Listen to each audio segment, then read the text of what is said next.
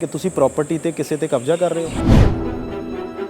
ਕਬਜ਼ਾ ਕਦੋਂ ਹੁੰਦਾ ਜਦੋਂ ਐਗਰੀਮੈਂਟ ਬਾਹਰ ਹੋ ਜਾਏ। 11 ਮਹੀਨੇ ਦਾ ਐਗਰੀਮੈਂਟ ਸੀ, ਉਸ ਤੋਂ ਬਾਅਦ ਓਨਰ ਆ ਕੇ ਨੋਟਿਸ ਦਵੇ, ਮਾਲਕ ਮਕਾਨ ਛੱਡੇ ਨਾ, ਉਹਨੂੰ ਕਹਿੰਦੇ ਆ ਕਬਜ਼ਾ। 15 ਦਿਨਾਂ ਦੇ ਵਿੱਚ ਪੰਜਾਬ ਦੀ ਭਾਰਤ ਦੀ ਕਿਹੜੀ ਕੋਠੀ ਤੇ ਕਬਜ਼ੇ ਟਿਲ ਡੇਟ ਉਹ ਲੇਡੀ ਮੇਰੇ ਕੋਲ ਨਹੀਂ ਆਈ।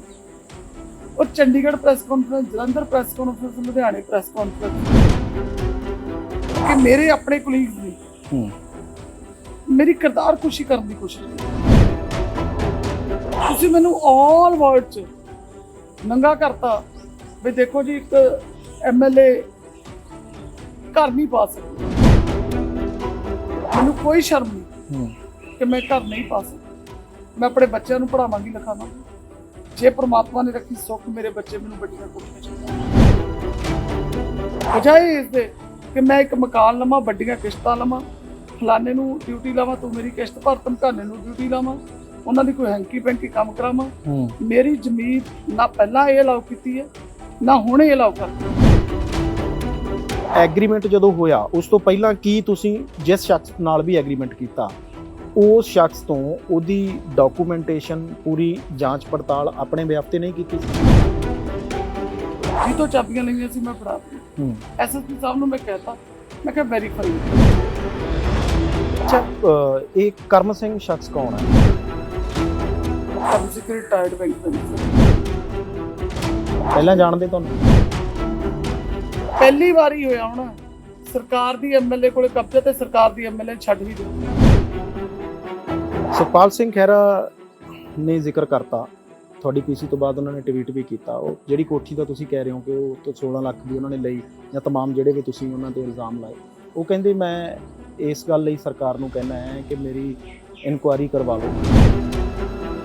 ਜਦੋਂ ਸੀਬੀਆਈ ਇਨਕੁਆਇਰੀ ਚੱਲਦੀ ਆ ਫਿਰ ਪਿੱਟਦੇ ਕਿਉਂ? ਮੈਂ ਨਹੀਂ ਕਹਿ ਰਹੀ। ਪਿਛਲੀ ਵਾਰ 5 ਸਾਲਾਂ ਦੇ ਵਿੱਚ 5 ਸਾਲਾਂ 'ਚ ਇਹਨਾਂ ਨੇ ਹੀ ਕਾਂਗਰਸ ਦਾ ਸਾਥੀ ਰਾਣਾ ਗੁਰਜੀਤ ਕਹਿ ਰਿਹਾ ਸੀ ਵਿੱਚ ਕੋਠੀ ਦਾ ਮਾਲਕ ਦੱਸ ਕੌਣ। ਹੁਣ ਤੱਕ ਤੁਹਾਡੇ ਕੋਲ 24 ਕਿੱਲੇ ਹੋਣਾ ਚਾਹੀਦੇ ਸੀ, ਉਹ 52 ਕਿੱਥੋਂ ਬਣ ਗਈ? ਸਤਿ ਸ਼੍ਰੀ ਅਕਾਲ ਦਾ ਅਨਮਿਊਟ ਦੇਖ ਰਹੇ ਹੋ ਤੁਸੀਂ ਤੇ ਮੈਂ ਆ ਰਵੀ ਸੰਗਰਾਹੁਰ। ਪਿਛਲੇ ਦਿਨਾਂ ਦੀ ਇੱਕ ਚਰਚਾ ਕਾਫੀ ਛਿੜੀ ਹੋਈ ਹੈ। ਉਹ ਚਰਚਾ ਇਹ ਹੈ ਕਿ ਜਗਰਾਉਂ ਦੇ ਦੂਜੀ ਵਾਰ ਵਿਧਾਇਕ ਬਣੇ ਬੀਬੀ ਸਰਬਜੀਤ ਕੌਰ ਮਾਣੂਕੇ ਕਬਜ਼ੇ ਕਰ ਰਹੇ ਨੇ ਐਨਆਰਆਈਆਂ ਦੀ ਜਾਇਦਾਦ ਤੇ, ਔਰ ਇਸ ਮਾਮਲੇ ਦੇ ਅੰਦਰ ਕਈ ਚੀਜ਼ਾਂ ਵਾਪਰੀਆਂ ਨੇ। ਮੈਂ ਕੁਝ ਥੋੜੇ ਸਮੇਂ ਦੇ ਵਿੱਚ ਉਹਨਾਂ ਨੂੰ ਗੱਲ ਕਰਨ ਦੀ ਕੋਸ਼ਿਸ਼ ਕਰਦਾ ਹਾਂ ਕਿ ਪਹਿਲਾਂ ਇਹ ਚਰਚਾ ਆਉਂਦੀ ਹੈ ਕਿ ਉਹਨਾਂ ਨੇ ਇੱਕ ਐਨਆਰਆਈ ਦੀ ਕੋਠੀ ਤੇ ਕਬਜ਼ਾ ਕਰ ਲਿਆ, ਔਰ ਕਬਜ਼ਾ ਕਰਨ ਦੀ ਨੀਅਤ ਨਾਲ ਹੀ ਉਹਨਾਂ ਨੇ ਉਸ ਦੇ ਵਿੱਚ ਰੈਨੋਵੇਸ਼ਨ ਵੀ ਕਰਵਾਈ। ਉਸ ਦੇ ਦਰਵਾਜ਼ੇ ਜਿਹੜੇ ਸੀ ਉਹ ਚੇਂਜ ਕਰਵਾਤੇ। ਉਸ ਤੋਂ ਬਾਅਦ ਉਹ ਐਨਆਰਆਈ ਜਿਹੜੇ ਨੇ ਉਹ ਦਾਅਵਾ ਕਰਦੇ ਨੇ ਕਿ ਅਸੀਂ ਲੁਧਿਆਣਾ ਐਸਐਸਪੀ ਕੋਲ ਆ ਕੇ ਐਪਲੀਕੇਸ਼ਨ ਦੇਤੀ ਕਿ ਇਹ ਕਬਜ਼ਾ ਹੋ ਰਿਹਾ। ਫਿਰ ਗੱਲ ਆਉਂਦੀ ਹੈ ਕਿ ਉਹਨਾਂ ਦੇ ਨਜ਼ਦੀਕੀ ਨੇ ਕਰਮ ਸਿੰਘ, ਉਹਨਾਂ ਦੇ ਥਰੂ ਉਹਨਾਂ ਤੋਂ ਜਿਹੜਾ ਐਗਰੀਮੈਂਟ ਲਿਆ। ਤਮਾਮ ਚੀਜ਼ਾਂ ਵਾਪਰੀਆਂ, ਬਹੁਤ ਸਾਰੇ ਸੋਸ਼ਲ ਮੀਡੀਆ ਤੇ ਚਰਚਾ ਛਿੜੀ ਹੈ। ਪਰ ਅੱਜ ਜਿਹੜੀ ਚਰਚਾ ਹੈ, ਇਸ ਚਰਚਾ ਦੇ ਵਿੱਚ ਸਰਬਜੀਤ ਕੌਰ ਮਾਣੂਕੇ ਮੇਰੇ ਨਾਲ ਹੋਣਗੇ, ਔਰ ਇਸ ਉਮੀਦ ਦੇ ਨਾਲ ਅਸੀਂ ਇਹ ਚਰਚਾ ਕਰਨੀ ਹੈ ਕਿ ਤੁਸੀਂ ਇਸ ਚਰਚਾ ਦਾ ਹਿੱਸਾ ਆਖਰ ਤੱਕ ਰਹੋਗੇ, ਕਿਉਂਕਿ ਇਸ ਵਿੱਚ ਦੋਹਾਂ ਧਿਰਾਂ ਦੇ ਆਪੋ ਆਪਣੇ ਅਕਸ ਦਾ ਸਵਾਲ ਹੈ।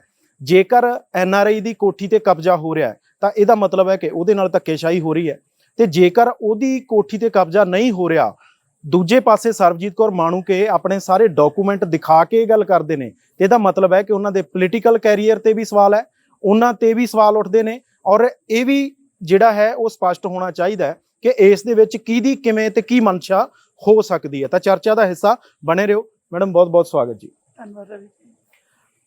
ਮੈਡਮ, ਸਭ ਤੋਂ ਪਹਿਲਾ ਸਵਾਲ ਕਿ ਲੋਕ ਕਹਿੰਦੇ ਨੇ, ਜਾਂ ਮੈਂ ਵੀ ਇਹੀ ਸਵਾਲ ਕਰ ਦਿੰਦਾ ਹੈ ਕਿ ਤੁਸੀਂ ਪ੍ਰਾਪਰਟੀ ਤੇ ਕਿਸੇ ਤੇ ਕਬਜ਼ਾ ਕਰ ਰਹੇ ਹੋ। ਮੈਨੂੰ ਇੱਕ ਗੱਲ ਦੱਸੋ ਰਵੀ ਜੀ, ਜੇ ਕਬਜ਼ਾ ਕਰਨ ਦੀਆਂ ਮਨਸ਼ਾ ਹੁੰਦੀਆਂ ਤਾਂ ਮੈਂ ਤਾਂ 5 ਸਾਲ ਪਹਿਲਾਂ ਵੀ ਐਮਐਲਏ ਰਹੀ। ਮੈਂ ਜਗਰਾਉਂ ਦੇ ਵਿੱਚ ਤੀਜੀ ਕੋਠੀ ਚੇਂਜ ਕੀਤੀ, ਹੁਣ ਚੌਥੀ ਕੀਤੀ ਅੱਜ। ਪਹਿਲਾਂ ਮੈਂ 2 ਸਾਲ, ਫਿਰ 6 ਸਾਲ ਇੱਕ ਮਾਲਕ ਮਕਾਨ ਦੇ ਕੋਲ ਰਹੀ। ਪਹਿਲੇ 6 ਸਾਲ ਦੇ ਮਾਲਕ ਮਕਾਨ ਦਾ ਤਾਂ ਐਗਰੀਮੈਂਟ ਵੀ ਪ੍ਰੋਪਰ ਨਹੀਂ ਸੀ। 11 ਮਹੀਨੇ ਦਾ ਕੀਤਾ, ਉਦੋਂ ਬਾਅਦ ਅਸੀਂ 1 ਸਾਲ ਦਾ ਕੀਤਾ ਸੀ। ਉਦੋਂ ਬਾਅਦ ਉਹਨੇ ਕਿਹਾ ਕਿ ਭੈਣ ਜੀ ਐਗਰੀਮੈਂਟ ਰਹਿਣ ਦਿਓ, ਜਦ ਤੱਕ ਰਹਿਣਾ ਰਹੋ, ਗੁੱਡ ਫੇਥ ਤੇ ਚੱਲੀ ਸਾਡੇ 2 ਕਮਰੇ ਉੱਪਰ, ਜਦੋਂ ਮੈਂ ਕਹਾਂਗਾ ਉਦੋਂ ਖਾਲੀ ਕਰ ਜੀ। ਉਹਨਾਂ ਨੇ ਮੇਰੇ ਕੋਲੇ ਆਏ, ਕਹਿੰਦੇ ਭੈਣ ਜੀ ਆਪਾਂ ਨੂੰ ਕੋਠੀ ਰਿਪੇਅਰ ਲਈ ਚਾਹੀਦੀ ਹੈ, ਆਪਾਂ ਖਾਲੀ ਕਰ। ਇਨ ਦਾ ਮੀਨ ਟਾਈਮ ਉੱਥੇ ਸਾਡੇ ਉਹਨੇ ਕਰਮ ਸਿੰਘ ਵਕੀਲ, ਉਹ ਕਹਿੰਦੇ ਭੈਣ ਜੀ ਮੈਂ ਕਿਸੇ ਕੋਠੀ ਦੀ ਬੜੇ ਲੰਬੇ ਸਮੇਂ ਤੋਂ ਰਿਪੇਅਰ ਕਰਾ ਰਹੀ, ਤੁਸੀਂ ਉੱਥੇ ਰਹਿ ਲਓ, ਫਿਰ ਅਸੀਂ ਸ਼ਿਫਟ ਕਰ ਜਾਂਗੇ, ਜਾਨੂੰ ਤੁਸੀਂ ਕੋਈ ਆਪਣਾ ਅਰੇਂਜਮੈਂਟ। ਅਸੀਂ ਉੱਥੇ ਨਾਲ ਦੀ ਨਾਲ ਹੀ ਇੱਕ ਪਲਾਟ ਦੇਖ ਰਹੇ ਹਾਂ ਜਿਹੜਾ ਅਸੀਂ ਖਰੀਦਣ ਲਈ। ਖਰੀਦਾਂਗੇ, ਵੀ ਅਸੀਂ ਆਪਣੀ ਦੇਖ ਕੇ ਲੈ ਲਾਂਗੇ। ਹੂੰ ਕੋਠੀ ਪਰਮਾਤਮਾ ਨੇ ਇੰਨਾ ਤਾਂ ਇਨਫਲੂਐਂਸ ਦਿੱਤਾ ਨਾ ਵੀ ਆਪਾਂ ਲੋਨ ਲੈ ਕੇ ਕੁਝ ਕੋਠੀ ਵਗੈਰਾ ਨਹੀਂ ਜੀ ਕਰ ਜੀ ਸਕਦੇ। ਜੀ। ਪਰ ਦੁੱਖ ਵਾਲੀ ਗੱਲ ਰਵੀ ਜੀ ਇਹ ਹੈ, ਮੈਂ ਤੁਹਾਡੇ ਤੋਂ ਇੱਕੋ ਗੱਲ ਪੁੱਛਣਾ ਚਾਹੁੰਦੀ ਹਾਂ, ਕਬਜ਼ਾ ਕਦੋਂ ਹੁੰਦਾ? ਜਦੋਂ ਐਗਰੀਮੈਂਟ ਬਾਹਰ ਹੋ ਜਾਏ। 11 ਮਹੀਨੇ ਦਾ ਐਗਰੀਮੈਂਟ ਸੀਗਾ, ਉਸ ਤੋਂ ਬਾਅਦ ਓਨਰ ਆ ਕੇ ਨੋਟਿਸ ਦਵੇ, ਮਾਲਕ ਮਕਾਨ ਛੱਡੇ ਨਾ, ਉਹਨੂੰ ਕਹਿੰਦੇ ਆ ਕਬਜ਼ਾ ਜੀ। ਜਾਂ ਕਿਰਾਏਦਾਰ ਆਪਣੇ ਨਾਂ ਤੇ ਮੀਟਰ ਲਵਾ ਲਵੇ, ਆਪਦੇ ਨਾਮ ਤੇ ਡਾਕੂਮੈਂਟਸ ਕਰ ਲਵੇ, ਉਹਨੂੰ ਕਹਿੰਦੇ ਆ ਕਬਜ਼ਾ। 15 ਦਿਨਾਂ ਦੇ ਵਿੱਚ ਪੰਜਾਬ ਦੀ, ਭਾਰਤ ਦੀ ਕਿਹੜੀ ਕੋਠੀ ਤੇ ਕਬਜ਼ੇ ਹੋ ਗਏ? 15 ਦਿਨਾਂ ਦੇ ਵਿੱਚ। ਮੈਂ ਤਾਂ 6 ਸਾਲ ਵਾਲੀ ਤੇ ਕਬਜ਼ਾ ਕਰਦੀ ਜੀ, ਜਿਹਦੇ ਮੇਰੇ ਕੋਲ ਡਾਕੂਮੈਂਟਸ ਨਹੀਂ। ਉਹ NRI ਪਰਿਵਾਰ ਆ, ਉਹ ਵੀ NRI ਹੈ। ਸਗੋਂ ਮੈਂ ਇੱਕ ਗੱਲ ਧੰਨਵਾਦ ਉਹਨਾਂ ਦਾ ਕਰਦੀ ਹਾਂ, ਇਸ ਕ੍ਰਾਈਸਿਸ ਦੇ ਵਿੱਚ ਉਹਨਾਂ ਨੇ ਮੈਨੂੰ ਫੋਨ ਕੀਤਾ, ਭੈਣ ਜੀ ਮੇਰੀ ਕੋਠੀ 'ਚ ਵਾਪਸ ਆ ਜਾਓ।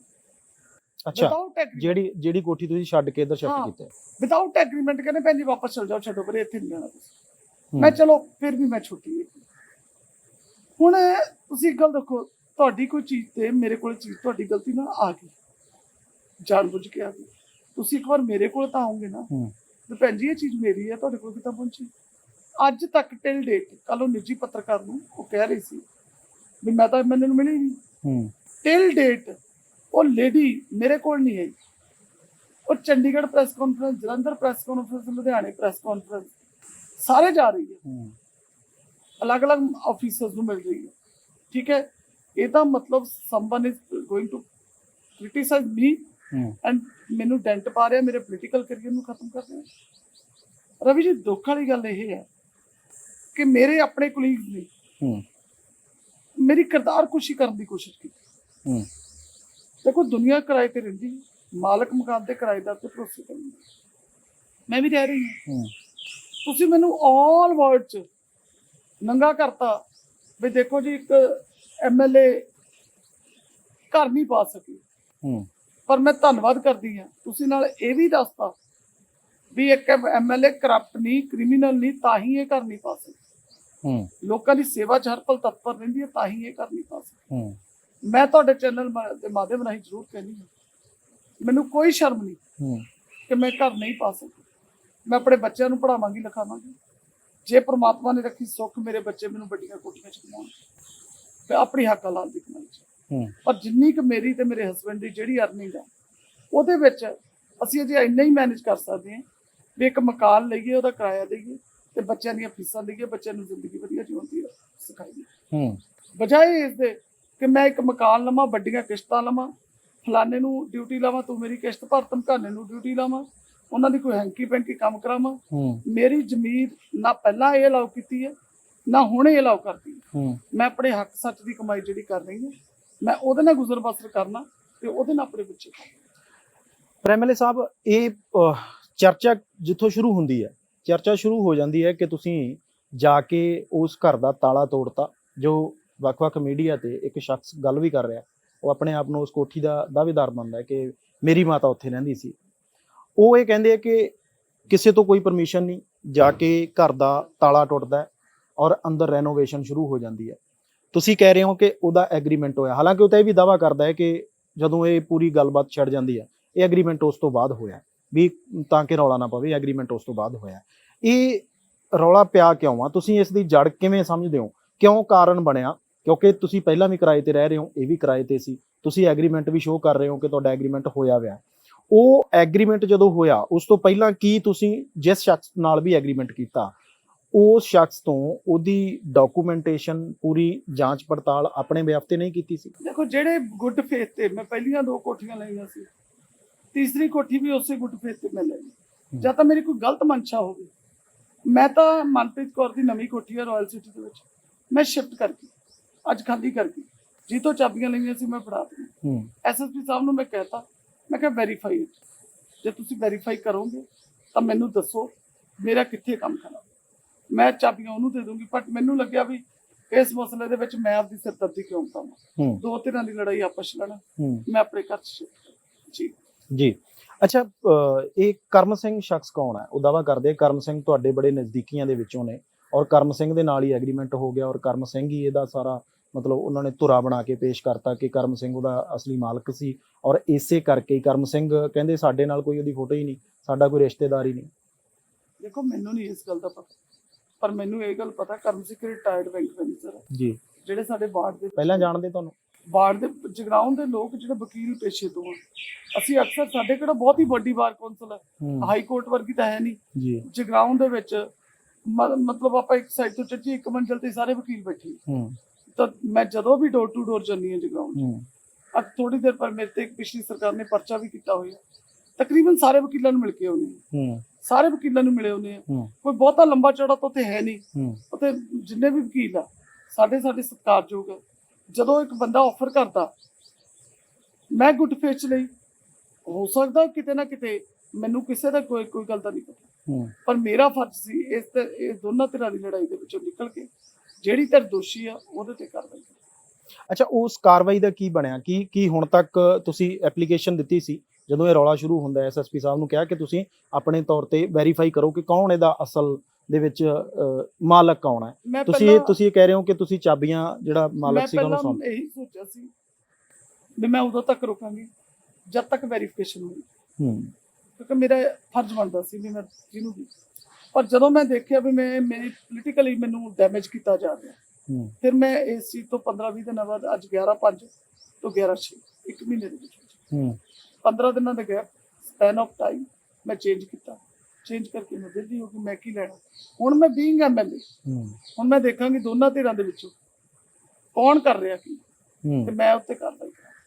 ਇਹਨਾਂ ਚਾਬੀਆਂ ਤੁਸੀਂ ਉਸੇ ਸ਼ਖਸ ਨੂੰ ਹੀ ਵਾਪਸ ਕੀਤੀਆਂ ਜਿਹਦੇ ਨਾਲ ਐਗਰੀਮੈਂਟ ਜਿੱਤੋਂ ਲਈਆਂ ਸੀ, ਜਿਸ ਨਾਲ ਐਗਰੀਮੈਂਟ ਹੋਇਆ?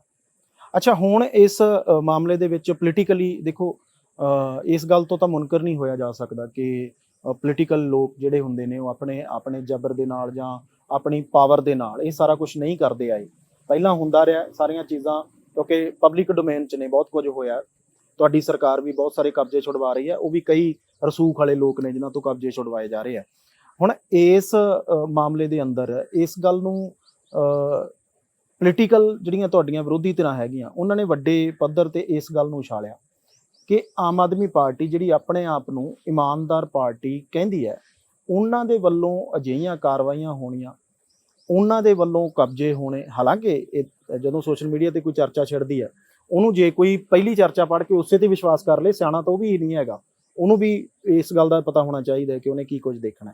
ਪਰ ਇਹਦੇ ਵਿੱਚ ਤੁਹਾਨੂੰ ਕੀ ਲੱਗਦਾ ਹੈ ਕਿ ਕੌਣ ਅਜਿਹੇ ਸ਼ਖਸ ਨੇ, ਕਿਹੜੀ ਐਸੀ ਪਾਰਟੀ ਹੈ ਜਿਹੜੀ ਤੁਹਾਨੂੰ ਇਸ ਪੱਧਰ ਤੱਕ ਬਦਨਾਮ ਕਰਨਾ ਚਾਹੁੰਦੀ ਹੈ?